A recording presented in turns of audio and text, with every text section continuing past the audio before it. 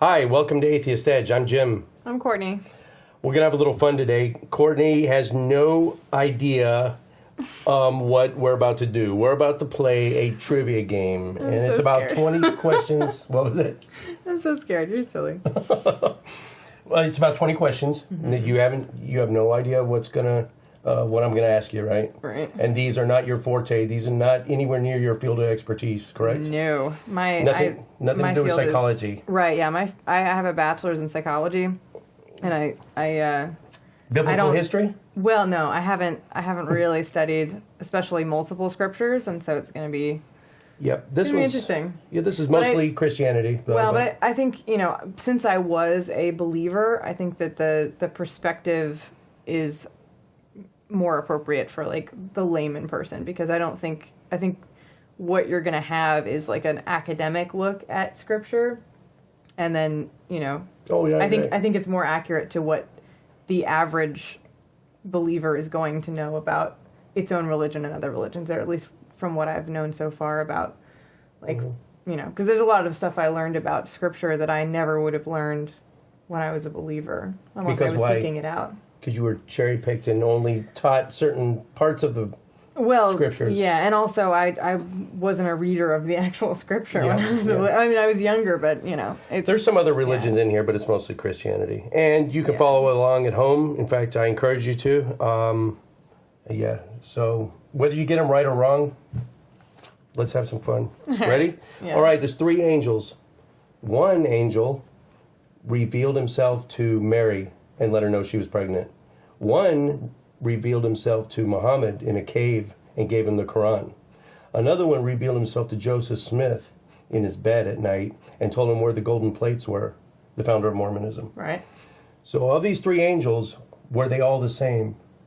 Were they all the same angel? I don't know how they could be. Do you think any two of them were the same, maybe? Do you think your average person's going to know? I think logically, if you believe in any of those three, that you would assume that doesn't transcend across religions. I mean, maybe the Mormon and the Christian, because it's kind of similar basis, isn't it? Or is it? Mormons consider themselves Christians. Right, yeah. Most Protestant Catholics don't consider Mormons Christians, though. They kind of add on, what is it, Zion or something? They add an entire Third Testament called the Book of Mormon. Right. And it completely contradicts most of it. Yeah, we're going to all learn this together, guys. All right. So anyway, the angel Gabriel was the one that revealed himself to Mary and Muhammad. Yeah, that's the only one I know. What? Mary and Muhammad. Muhammad. So the same one that told Mary she was pregnant with Jesus is the same angel that gave the Quran to Muhammad. In Islam. Yeah. And it was the angel Moroni that visited Joseph Smith. So, anyway, here we go. Well, that's crazy. What is the official religion of the United States? I'm not going to even make it a multiple choice. Well, there isn't an official... Oh, okay, you already got it. No. So the possible answers were no official religion, Catholicism, Christianity, Puritanism, or Protestantism, Christianity. Well, yeah, because, I mean, if you know anything about the Founding Fathers, you know that, about it being a secular nation. But I do hear that a lot, is people thinking that, if you're looking at the Puritan side of pilgrims coming over and kind of bringing their ideals at the start of America, then that might be your answer. And then if you're looking at what a lot of people just spout, that it's founded on Christian values and it's a Christian nation. How many times do we hear that? Oh gosh, I know. And I've heard that so many times from just random people, especially people that are Christians. Have you read the First Amendment? I know, and I feel like there's just a history about the Founding Fathers and the intent of the Constitution and what it meant.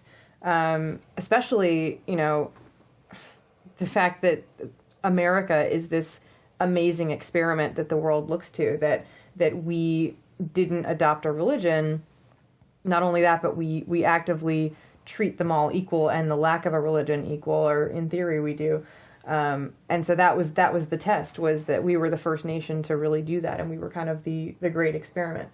But that's a part of our history that I don't think a lot of people know, at least people that are Christian, because otherwise, they would know that it's not a Christian nation at all. It's that's why, I think it was Richard Dawkins maybe that was talking about how much he admires the American government system because of that, or at least the founding of it in the Constitution, because his nation, the UK, that they have an official religion, right? But Church for them, of England, right?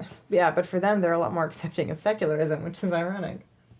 I've heard that the reason for that is because they have an official religion, they don't get there's no competition, so Yeah. it creates a complacency. Right. Well, It they creates have a blasé. Church of England, which is kind of its own. But since it's thing. the official religion, people just tend to there's no marketplace of there's no free marketplace of religions there. There's only one official religion. The reason we are the most religious country in the Western world is because of there is no official religion, so they're all fighting it out to stay on top of one another. I mean, that's the theory, but Well, I mean, and I just learned this kind of distinction a little while ago, the difference between atheism and secularism, which is, atheism is what we are, which is not accepting the positive claim that there is a God. But secularism is just an acceptance of all different viewpoints.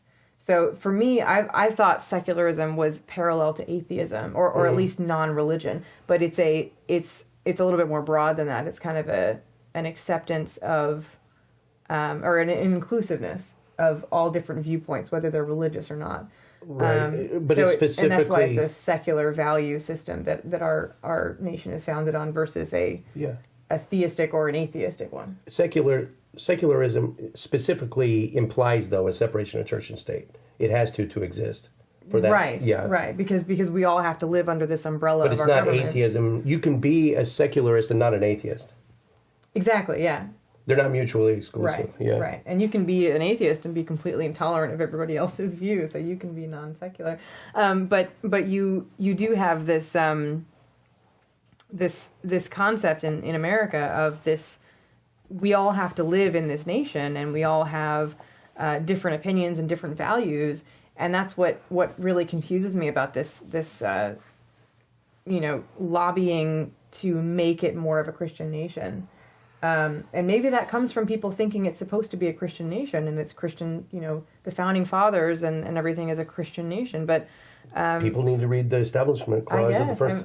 I don't know if I can cite it word for word. Congress shall make no law respecting the establishment of religion or prohibiting the free exercise thereof. Yeah. That means you can't put one higher than the other. Right. And that's why you can't favor. Christians can't figure out. Okay, we want 10 Commandments, big statue in front of our city hall on government property. And they can't understand why the Satanic Temple gets to put their 7-foot tall Satan statue. Thing, They're like, what? Yeah. Yeah, well, that's the Establishment Clause. Well, and really the point of that stunt is to make a point. Yeah, it's to point out, like, okay. We would rather have none there. Yeah, I had a coworker the other day. I could not believe what was said. It was insane. But I was talking about the education because I was at a public event that was hosted by a high school, and they had a prayer that mentioned Jesus. And I was going to mention this to Randy, but basically it was a public high school.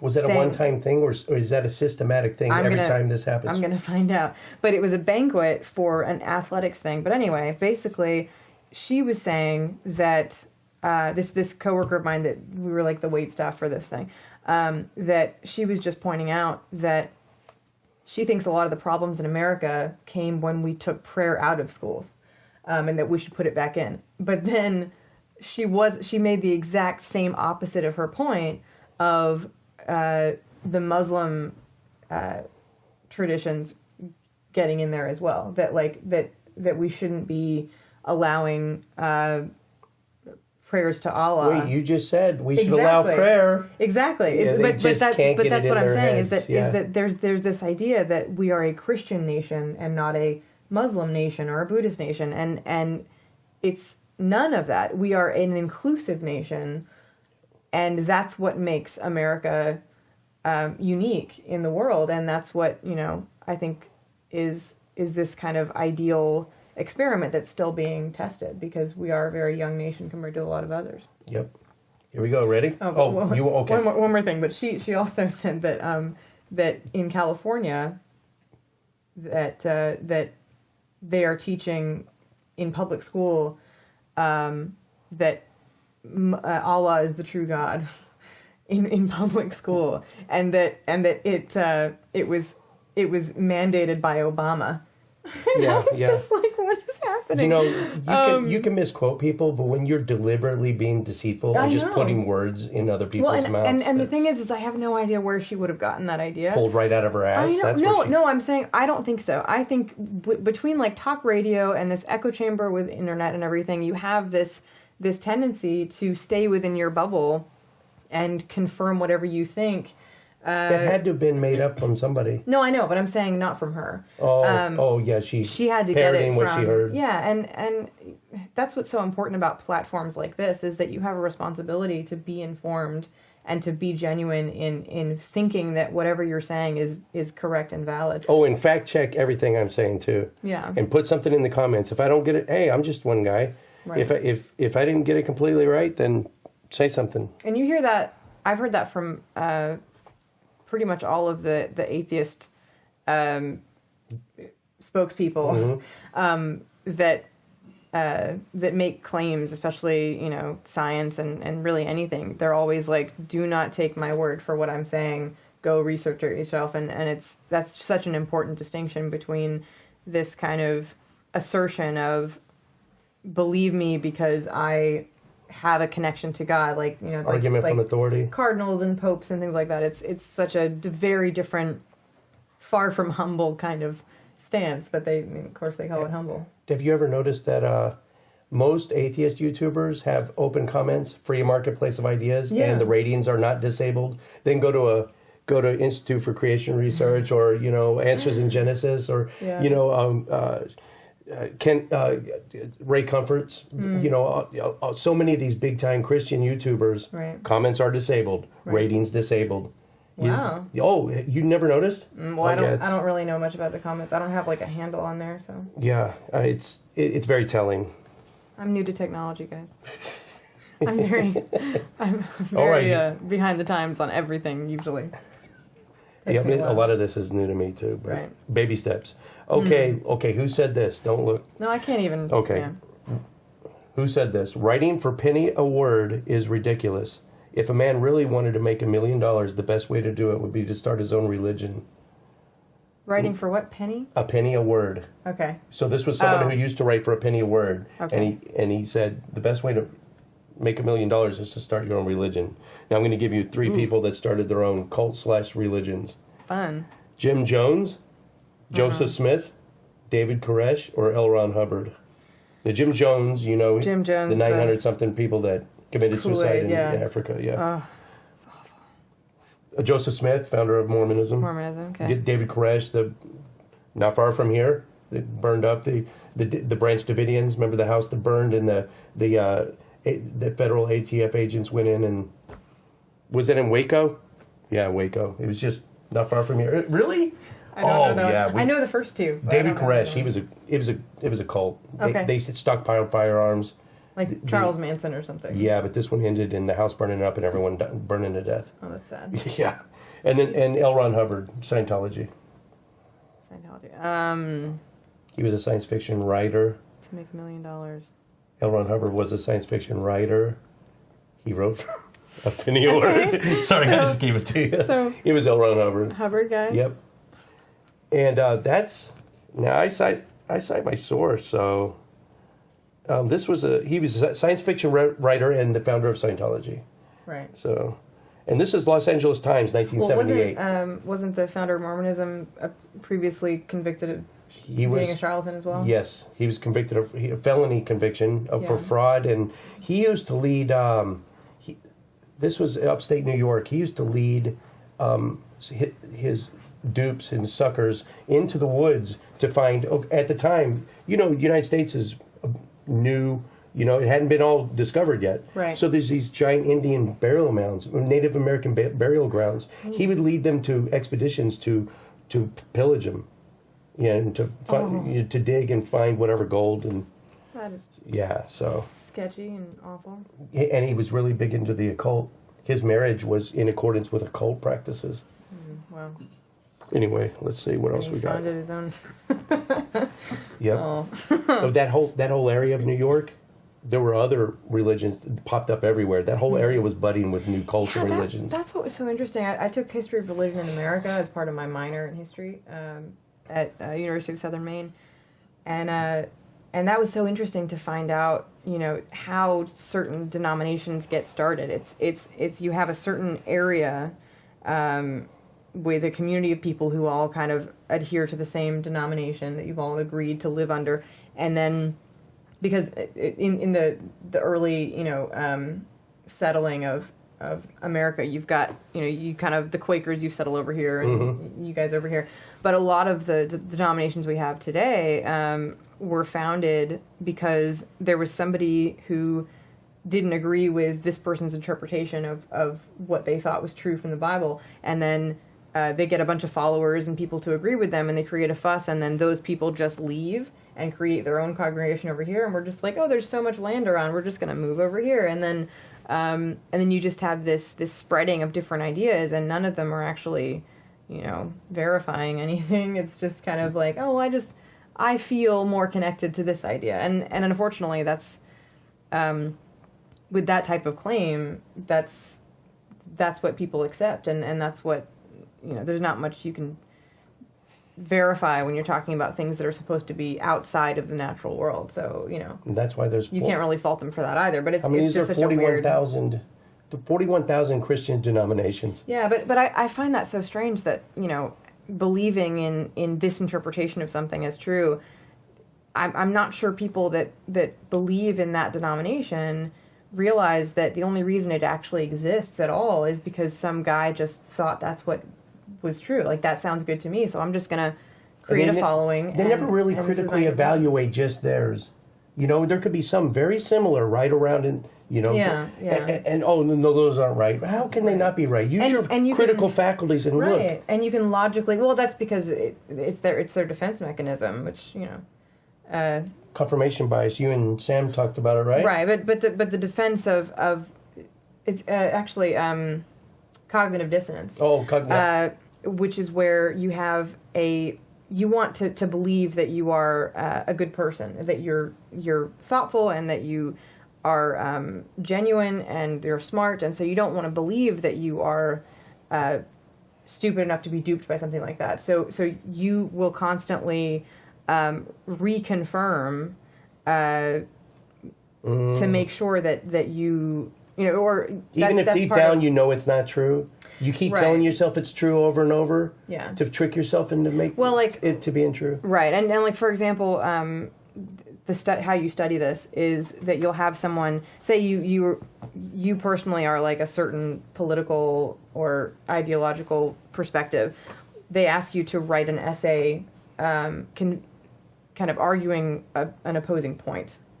The opposing view. You have to argue for that. And then it's going to be taught to a group of, like, you know, vulnerable people, vulnerable young people, usually, I think.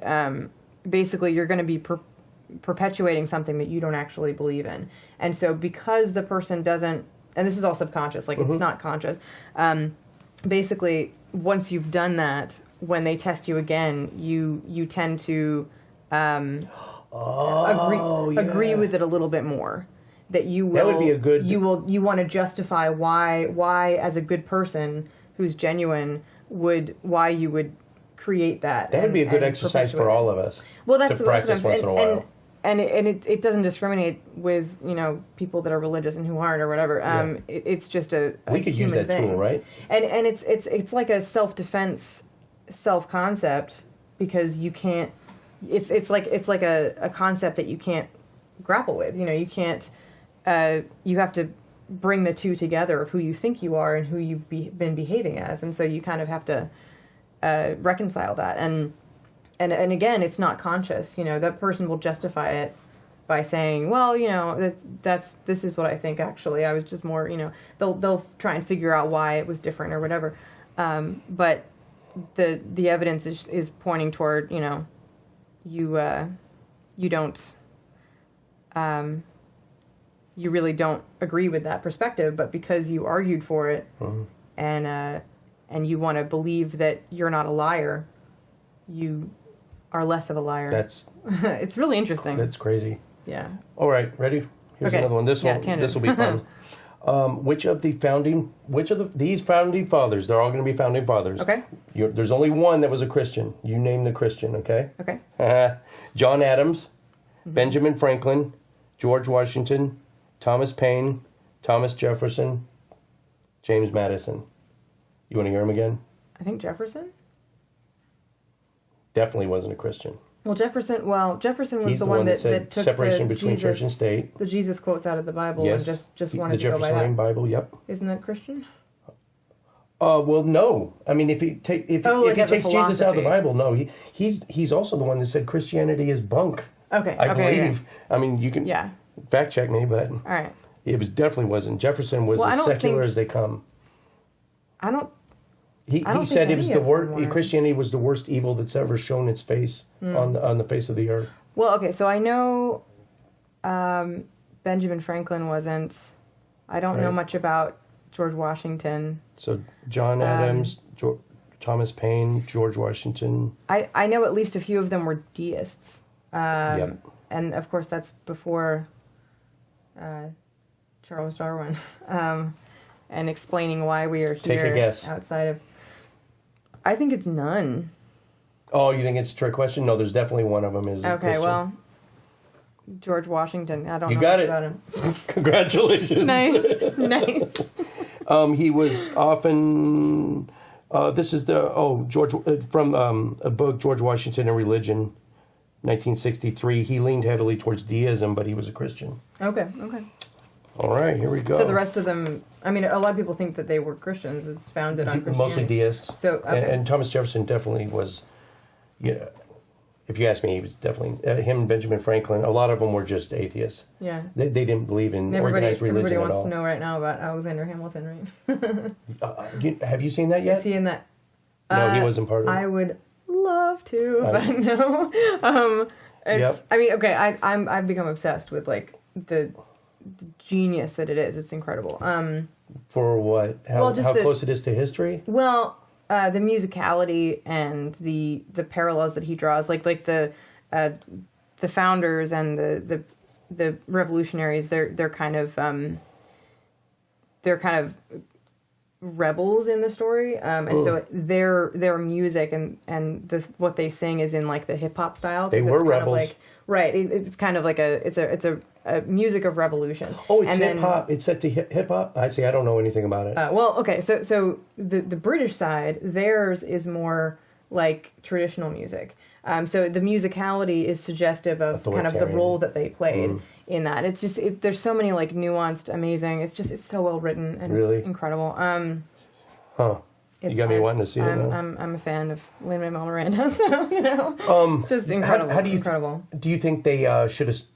I don't know if it was at the beginning or the end of the play, but when Vice President Pence went to go see him, when they stopped and they made that statement directly to him, do you think that was Yeah. appropriate or was that awkward or? Well, I think theater and art is I mean, supposed say what to you will. I mean, if whether you're Republican, make Democrat, statements and ask questions. Right. I don't think that they does have it show any respect for the office for the office. of vice president? Well, no, I think the point of the play is in face of tyranny. If you disagree, then you state what you think, and especially in the realm of art where you have the freedom to do that in a way that you don't necessarily have as much freedom when you're representing something. And so it's I think it's absolutely justified because especially in the free marketplace of ideas in America, you have this call to action as a citizen to speak up when you disagree with something, and I'm all for that. and to hold your government accountable, and that's part of why we have protest rights and all these things, because I don't know. Time and place. I'm not even 100% sure that was probably the best time to do it, but you're right. Freedom of speech. Like, yeah. Why do you think it's not appropriate? This is a high order government elected officials, whether you agree with him or not. He came to the play to watch the play. I just don't know. I don't know. I'm not saying. Is that like the military in you? Maybe like that whole respecting chain of command. Yeah. Because when I was a Marine, they're an elected official and that's like sacred. Yeah, when I was an active duty Marine, we weren't even allowed. Because the vice president is in your chain of command. Well, he's your chain of concern, but the president is in your chain of command. There's chain of command, chain of concern. Right. Oh. So yeah, the president is the commander in chief. You are by law not allowed to say anything bad about him when you're active duty. Well, I can say whatever I want now. Though. Well, and I think, I mean, that's necessary for the role that you have to play. Yeah. But I think, especially in the arts, what's necessary for them is to, be a reflection of the people and their perspective, and be authentically themselves, and express ideas without fear of retribution. You have free press and all this stuff. They were free to do it. I will admit that. And, well, I just don't know if it was the right time. Not just that, but it's the place for that. It's a place for revealing things about humanity in an artful way, and like that's the place for art, and that's the function that it holds. Is it's a platform of genuine expression. The actual play. But before the play, what if you were a public figure and that they didn't agree with, and they singled your ass out in the middle, right before the show? I feel like, damn. I don't know. I don't know. I'm not saying it wasn't right. I'm not saying they definitely had the right to do it, but I don't know. Anyway, do we have time for one more, producer, or are we wrapping it up and we're done? We have so many left. Hey, we're just going to turn this into a multi-part series, all right? This is fun. Well, thank you.